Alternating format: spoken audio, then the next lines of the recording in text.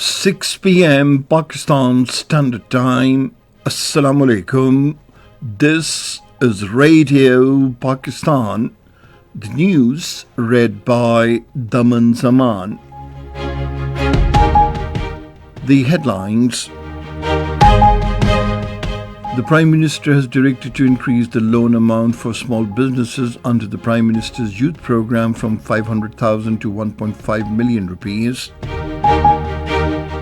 The Finance Minister has urged the Japanese investors to explore investment opportunities in Pakistan.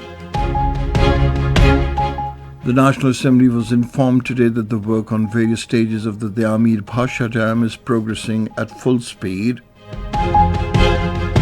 Pakistan has categorically rejected reports of any annexation of Wakhan corridor, calling it a part of Afghanistan.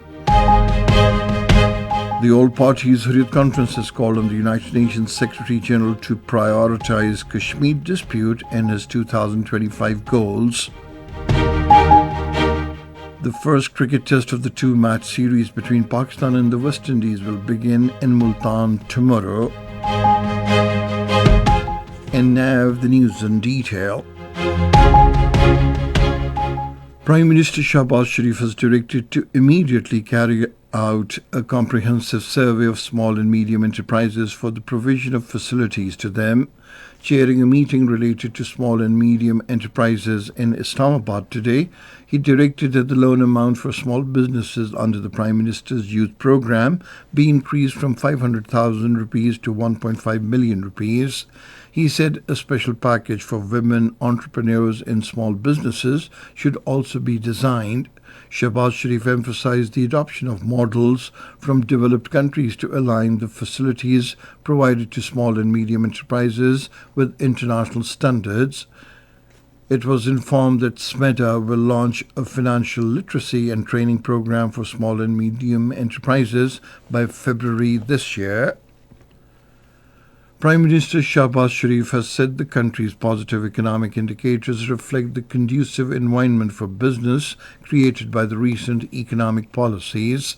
Talking to a delegation of Menzies Aviation led by the Chief Executive Officer Philip Unig in Islamabad today, he said the government is fully committed to driving national development after achieving economic stability.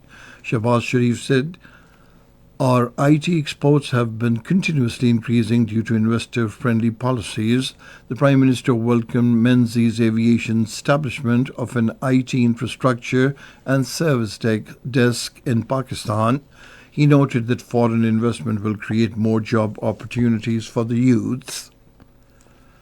The Minister for Finance, Mohammad Aurangzeb, has urged the Japanese investors to explore investment opportunities in Pakistan, particularly in manufacturing and production. He was talking to the Japanese ambassador to Pakistan, Akamatsu Shuichi, who called on him in Islamabad today.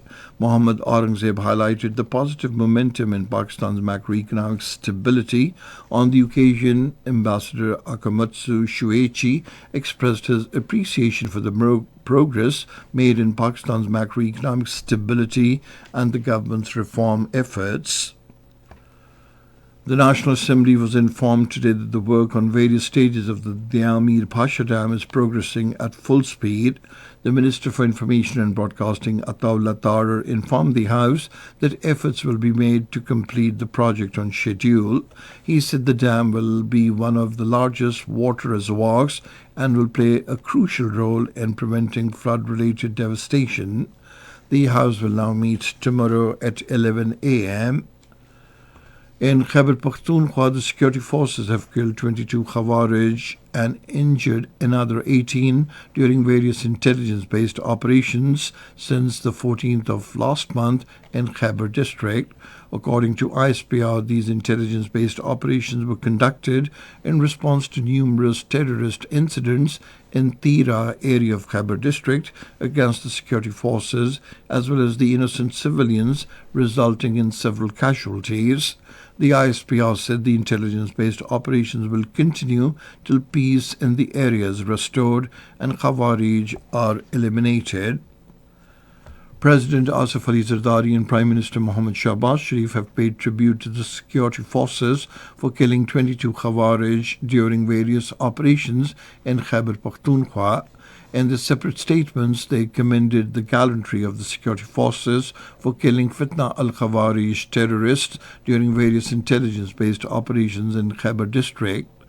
In a statement, the president termed killing of 22 terrorists and injuring 18 others in various operations as a major achievement of the security forces.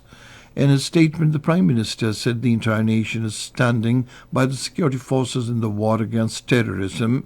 The Prime Minister reaffirmed the government's determination to continue the war against the scourge of terrorism till its complete elimination from the country. This is Radio Pakistan giving you the news. Pakistan has categorically rejected the reports of any annexation of Wakhan corridor, calling it a part of Afghanistan. At the weekly media briefing in Islamabad today, the Foreign Office spokesperson Shafqat Ali Khan said Pakistan recognizes sovereignty and territorial integrity of neighbouring Afghanistan. There is no question of Pakistan having designs on one of its neighbours. Shafqat Ali Khan said Pakistan and Afghanistan understand the importance of relations and want to nurture good ties, but the key problem is the terrorist sanctuaries on the Afghan soil. To a query about the visit of the Bangladesh military delegation to Pakistan, he said Pakistan aspired to have very strong, vibrant and good relations with Bangladesh, and the exchange of military cooperation is part of the overall regular exchange. Welcoming the statement of the Russian foreign minister regarding relations with Pakistan, the spokesperson said both Pakistan and Russia have worked hard to put the relationship on solid and stable foundation, and these relations are improving. Pakistan has welcomed the Gaza ceasefire and called for its immediate and full implementation. In a statement, the Foreign Office spokesperson Shafqat Ali Khan expressed the hope that the truce would lead to permanent ceasefire and help in scaling up humanitarian assistance. The spokesperson said indiscriminate use of force by the Israeli occupation forces has caused unprecedented loss of life and property and displacement of hundreds of thousands of innocent civilian Palestinians.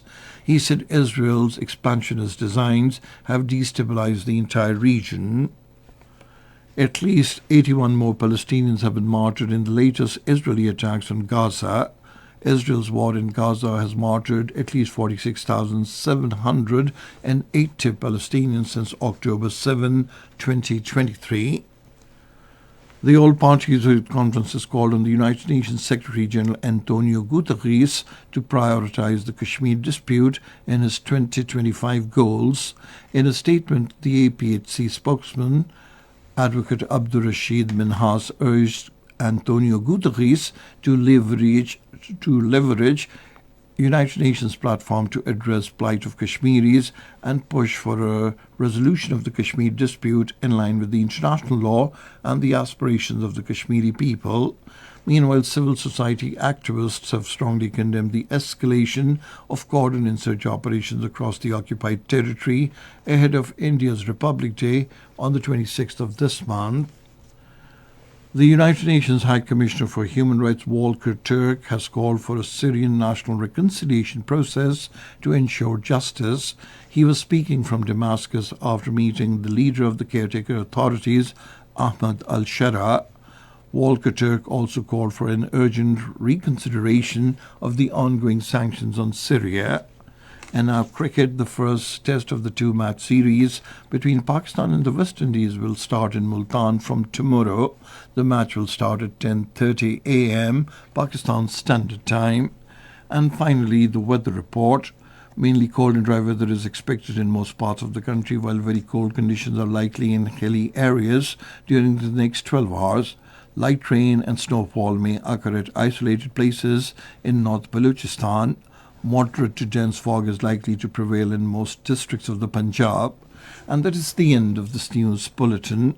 For more news and analyses, log on to our website, radio.gov.pk, and you can also watch the live video streaming of our bulletins on the link facebook.com/Radio Pakistan News Official.